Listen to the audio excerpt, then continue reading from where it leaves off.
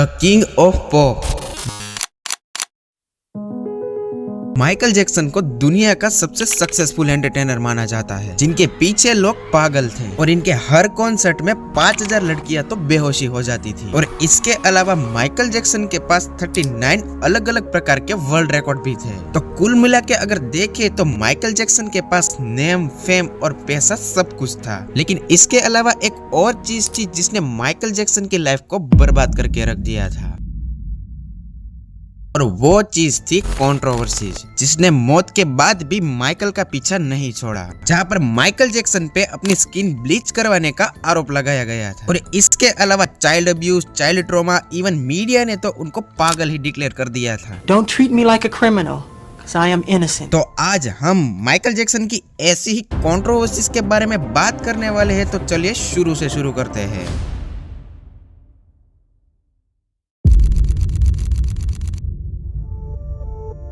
Michael Jackson का जन्म 19 अगस्त 1958 में केरी, इंडियाना में हुआ था, जहां पर उनके फादर का नाम जोसेफ और उनकी मदर का नाम कैटरीन जैक्सन था। जोसेफ जैक्सन के कुल 10 बच्चे थे, जिसमें से माइकल 8वें नंबर पे आते हैं। माइकल जैक्सन के फादर एक पार्ट टाइम सिंगर थे, लेकिन इतने बड़े परिवार को पालने के लिए उन्हें वेल्डिंग और क्रेन ऑपरेटर का काम करना पड़ता था। लेकिन कहीं ना कहीं जैक्सन की फैमिली में सिंगिंग का कीड़ा पहले से ही था, और इसी पैशन के चलते हुए जैक्सन ने अपने 5 बेटों को मिला के एक बैंड बनाया और इसका नाम रखा जैक्सन 5, जहां पर जैक्सन का पहला गाना आया बिग बॉय, जिसको माइकल जैक्सन ने गाया था। शुरुआत में जैक्सन 5 को थोड़ा स्ट्रगल करना पड़ा, लेकिन उनको असली पहचान मिली 1969 में, जहां पर उनका गाना आई वॉन्ट यू बैक लोगों को बहुत ही ज्यादा पसंद आ रहा था।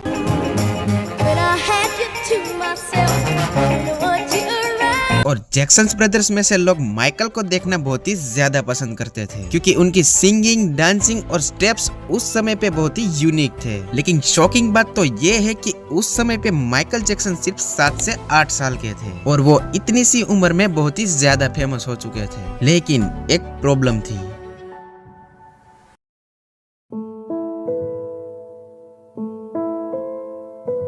He used me as the example. It was like, do it like Michael. Michael Jackson के फादर जोसेफ जैक्सन बहुत ही ज्यादा स्ट्रिक्ट थे। वो जैक्सन को दिन में 8 से 10 घंटे रिहर्सल करवाते थे, और रिहर्सल के टाइम अगर एक भी नोट ऊपर नीचे होता तो वो सबको फिजिकली अब्यूज करते थे। He used me as the example. It was like, do it like Michael. You know, and he practiced us with a belt in his hand. And if you miss a step, expect to be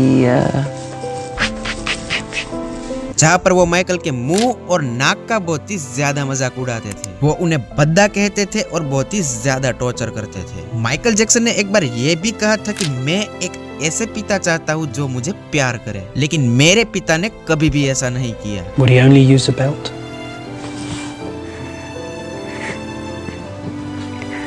Why do you do this to me?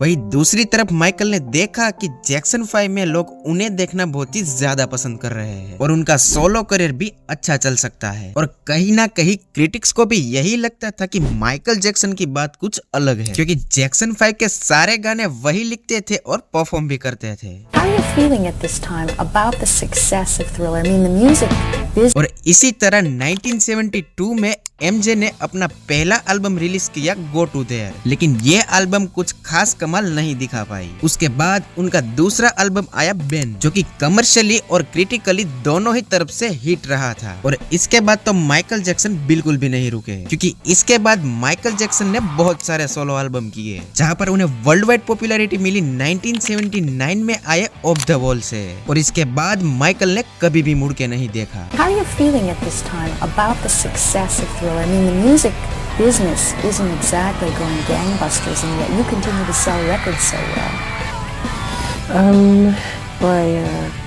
Every time I get a platinum album, it's never taken lightly on my behalf. I'm always honored, and it's great thanks. You know, जहाँ पर उन्होंने bad, history, thriller और dangerous जैसे बड़े बड़े album निकाले, जिसमें से 1982 में आई थ्रिलर ने पूरी 17 मिलियन कॉपी बेची थी, जो कि आज भी एक वर्ल्ड रिकॉर्ड है जो किसी ने नहीं तोड़ा। Michael Jackson. Off the wall, Michael Jackson. To my big brother, Michael Jackson.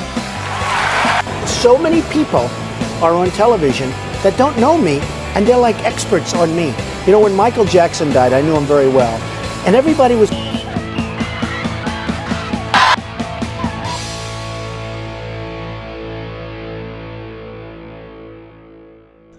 अब एक नॉर्मल ह्यूमन के पर्सपेक्टिव से देखे तो तुम्हें भी यही लगता होगा कि माइकल जैक्सन का करियर एकदम स्मूथ चल रहा है, क्योंकि माइकल जैक्सन के पीछे लोग पागल हैं। माइकल जैक्सन पूरे वर्ल्ड में फेमस हो चुके हैं और लोग उन्हें देखना पसंद भी करते हैं। लेकिन ये स्मूथनेस तब तक ही रही जब तक उनकी लाइफ में कंट्रोवर्सीज की एंट्री नहीं हुई थी।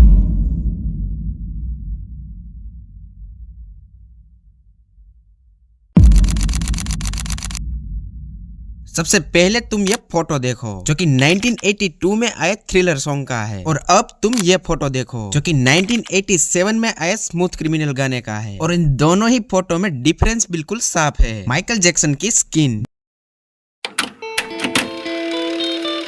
दरअसल माइकल जैक्सन पे ये आरोप लगाया गया था कि उन्होंने अपनी स्किन को ब्लीच करवाया है, और उस टाइम पे एक कंट्रोवर्सी खड़ी हो गई थी, लेकिन रियलिटी कुछ और ही थी। There, as I know of, there is no such thing as skin bleaching. I have never seen it. I don't know what it is. दरअसल माइकल जैक्सन को विटिलिगो नाम की बीमारी थी, जिसके लक्षण उन्हें बचपन से ही दिखने लगे थे। I have a skin disorder. अब जिन लोगों को विटिलिगो के बारे में नहीं पता, तो विटिलिगो एक ऐसी बीमारी है जिसमें हमारी स्किन पिगमेंट बनाना बंद कर देती है, जिस वजह से पूरे शरीर में सफेद रंग के धब्बे पड़ जाते हैं। That destroys the pigmentation of the skin is something that I cannot help. और ये चीज माइकल जैक्सन के साथ बचपन से हो रही थी, और वो ये धब्बे ना दिखे इसलिए हाथ में ग्लव्स और मेकअप का इस्तेमाल करते थे। लेकिन 1982 के थ्रिलर गाने के बाद ये धब्बे पूरे शरीर में फैल गए और माइकल जैक्सन ऐसे से ऐसे दिखने लगे। लेकिन फिर भी एक सवाल रहता है कि माइकल जैक्सन के चेहरे पे इतना बदलाव कैसे आया। तो चलिए जानते हैं। तो इस वाली बीमारी के अलावा माइकल जैक्सन ने कई बार अपनी नाक और जॉ लाइन की सर्जरी करवाई है, और कहीं ना कहीं माइकल जैक्सन के ऐसे चेहरे के पीछे पेप्सी का हाथ है। दरअसल 1984 में माइकल जैक्सन पेप्सी के साथ एक कमर्शियल शूट कर रहे थे, जिसमें उन्हें बिली जीन्स गाने में डांस करना था और उनके पीछे कुछ फायरवर्क्स होने वाले थे। सब कुछ एकदम सही जा रहा था, लेकिन पेप्सी का काम उल्टा पड़ गया, क्योंकि फायरवर्क के दौरान माइकल जैक्सन के बालों में आग लग गई, जिसके बाद उन्हें तात्कालिक हॉस्पिटल में ले गई और उन्हें 2nd डिग्री बर्न आया। और बाद में माइकल ने पेप्सी के ऊपर केस ठोक दिया, लेकिन पेप्सी की रेपुटेशन खराब ना हो इस वजह से उन्होंने कोर्ट के बाहर ही माइकल को $1.5 मिलियन देके सेटलमेंट कर लिया। और इस वाले इंसिडेंट के बाद ही माइकल जैक्सन विग पहनने लगे थे। अब ये तो बात हो गई माइकल के फेस शेप की। अगर हम बात करें उनकी लव लाइफ की, तो उसमें भी वो फेल रहे थे, लेकिन कैसे, चले जानते हैं।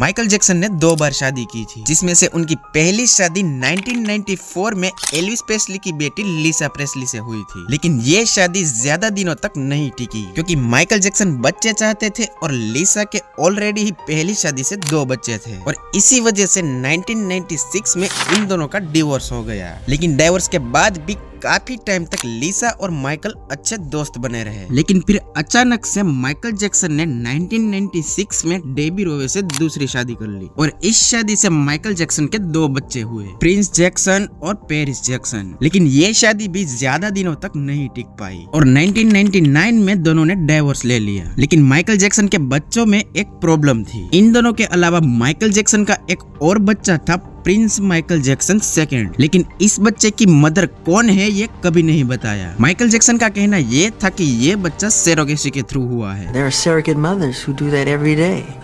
That happens every day in the world. So surrogate mother are my own sperm cells. I had my own sperm cells in my other 2 children. They're all my children, but I used a surrogate mother. लेकिन media ये बात मानने को बिल्कुल भी तैयार नहीं थी। इस बच्चे के अराउंड कंट्रोवर्सीज तो तब हुई जब जर्मनी में एक टूर के दौरान मीडिया ने माइकल को अपना बच्चा दिखाने के लिए कहा, और माइकल ने बच्चे के मुंह पे कपड़ा लपेट के उसे बालकनी में लटका दिया। कंट्रोवर्सीज ने माइकल जैक्सन का पीछा कभी नहीं छोड़ा। लेकिन इन सारी कंट्रोवर्सीज में सबसे बड़ी कंट्रोवर्सी है नेवरलैंड रेंज की।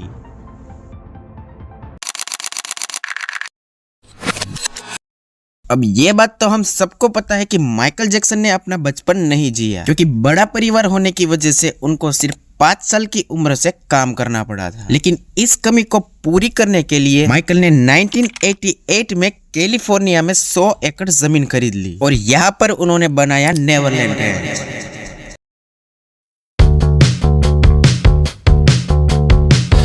In the time I'd known Michael Jackson, we'd touched on most aspects of his life, save for one, his relationship with children. Don't cheat. For me, perhaps the most disturbing aspect of his life story. जहाँ पर Michael ने एक amusement park, एक theatre और एक बहुत ही बड़ा जू भी बनवाया ताकि वो अपना बचपन एक बार फिर से जी सके। और हुआ भी कुछ ऐसा ही, क्योंकि माइकल जैक्सन यहाँ पर आए दिन बच्चों को बुलाते रहते थे और उनके साथ एंजॉय करते थे और लिटरली माइकल जैक्सन यहाँ पर बच्चा बन जाता था। वो बच्चों के साथ खेलते थे, राइड करते थे और एक दूसरे को पूल में गिराते थे। और इन्हीं बच्चों के साथ होम अलोन के स्टार मैकलूरी कल्किन भी थे, जिनका बॉन्ड माइकल जैक्सन के साथ बहुत ही अच्छा था। माइकल जैक्सन को लगता था कि नेवरलैंड की वजह से उनका बचपन हील हो जाएगा, लेकिन कंट्रोवर्सीज ने माइकल जैक्सन का पीछा कभी नहीं छोड़ा। मीडिया ने कहा कि माइकल जैक्सन पागल हो गए हैं, इवन कुछ लोग तो उन्हें वैको जैको तक बुलाने लगे थे। लेकिन माइकल जैक्सन पे सबसे बड़ा आरोप लगा 1993 में। दरअसल 13 साल के जॉर्डन चैंडलर ने माइकल जैक्सन पे चाइल्ड अब्यूज का आरोप लगाया और ये खबर सुनने के बाद माइकल जैक्सन को झटका लगा। माइकल जैक्सन ने इन सारे आरोपों से डिनाई किया, लेकिन मीडिया ने इस खबर को इस तरीके से उड़ाया कि उनका जीना ही हराम हो गया। पुलिस इस केस में जांच कर रही थी, लेकिन 1994 में जॉर्डन के फादर और माइकल ने आउट ऑफ कोर्ट सेटलमेंट कर लिया, जहां पर माइकल ने जॉर्डन को पूरे $23 मिलियन पे किए। और वहीं दूसरी तरफ कोर्ट ने भी कुछ खास सबूत ना होने की वजह से माइकल को नॉट गिल्टी डिक्लेयर कर दिया। ये केस क्लोज हो चुका था और सबको लग रहा था कि सब कुछ सेटल हो चुका है। लेकिन मैंने पहले भी कहा था और अब भी कह रहा हूँ, कंट्रोवर्सीज ने माइकल जैक्सन का पीछा कभी नहीं छोड़ा। दरअसल मार्टिन बशीर ने 2002 और 2003 में माइकल जैक्सन का इंटरव्यू लिया, जिसमें उन्होंने उनके बचपन और करियर की बातें की। और 2003 में उन्होंने माइकल जैक्सन की एक डॉक्यूमेंट्री निकाली जिसका नाम था लिविंग विथ माइकल जैक्सन। और इस डॉक्यूमेंट्री में माइकल को एक बार फिर से चाइल्ड अब्यूजर कहा गया था। और इस डॉक्यूमेंट्री के बाद एक बार फिर से माइकल जैक्सन मुद्दा बन चुका था। और इसी डॉक्यूमेंट्री को पढ़ने के बाद 2005 में गेविन अर्गिवो नामक लड़के ने माइकल जैक्सन के ऊपर चाइल्ड अब्यूज का आरोप लगाया था, लेकिन कुछ सबूत ना होने की वजह से ये केस भी क्लोज हो गया। अब इतनी सारी कंट्रोवर्सीज के बाद माइकल जैक्सन का डाउनफॉल शुरू हो चुका था। एक तो पहले से ही उनके हेल्थ प्रॉब्लम चल रहे थे और डरिंग फैमिली सपोर्ट प्लस 2006 के बाद म्यूजिक इंडस्ट्री में एक बार फिर से बदलाव आना शुरू हो चुका था, जिस वजह से माइकल ने अपने सारे कैटलॉग बेच दिए थे। माइकल जैक्सन पूरी तरीके से बैंकक्रप्ट हो चुके थे और उनके ऊपर $500 मिलियन का कर्जा चढ़ गया था। माइकल जैक्सन पूरी तरीके से टूट चुके थे और वो एक लास्ट ट्राई करना चाहते थे। Kind of showcase event today where Michael Jackson, so-called King of Pop, is about to announce a series of concerts here in London. We don't know how many.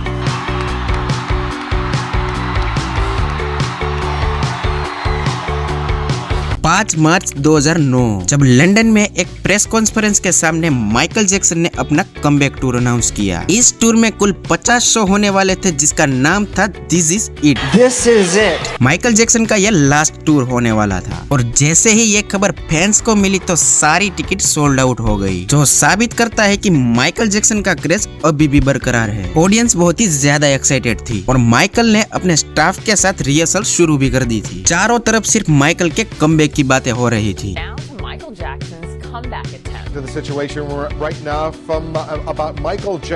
लेकिन तभी आया वो दिन जो शायद कभी नहीं आना चाहिए था। 25 जून 2009, the king of pop is no more. Michael Jackson. No. Michael died. He died. Michael Jackson is dead. Michael Jackson. Michael Jackson. Michael Jackson is not dead.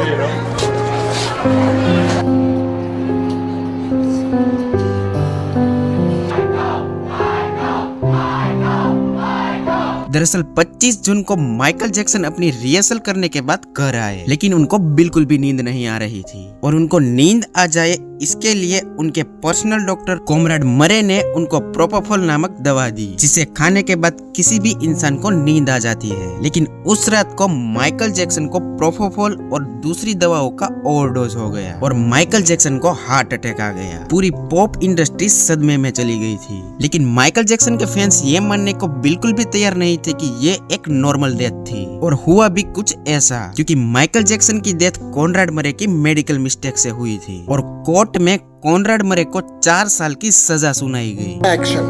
Find the defendant, Conrad Robert Murray, guilty. I love him because I didn't have a childhood. I had no childhood. I feel their pain. I feel their hurt. Michael Jackson 150 साल तक जीना चाहते थे, जिस वजह से वो 12 doctors की team को अपने साथ रखते थे। लेकिन मीडिया और कंट्रोवर्सीज ने उनको 50 साल भी ठीक से नहीं जीने दिया। माइकल जैक्सन की लाइफ बचपन से ही डिस्टर्बिंग थी, ना उन्हें बचपन मिला और ना माँ बाप का प्यार। उनकी मैरिड लाइफ भी कुछ ठीक नहीं रही और कंट्रोवर्सीज ने तो उनका जीना ही हराम कर दिया था। लाइफ में अगर उन्हें कुछ मिला है तो वो सिर्फ डिप्रेशन और एंजाइटी ही थी, लेकिन फिर भी इस बंदे ने कभी भी शिकायत नहीं की। और यहाँ पर हम जैसे चूतिए छोटी छोटी बात पे रोने लगते हैं। वेल, अब आपका माइकल जैक्सन की लाइफ के ऊपर क्या ओपिनियन है वो कमेंट बॉक्स में जरूर बताना। और हाँ, एक प्यारा सा कमेंट कर देना क्योंकि यूट्यूब ने मेरी रीच डाउन कर दी है।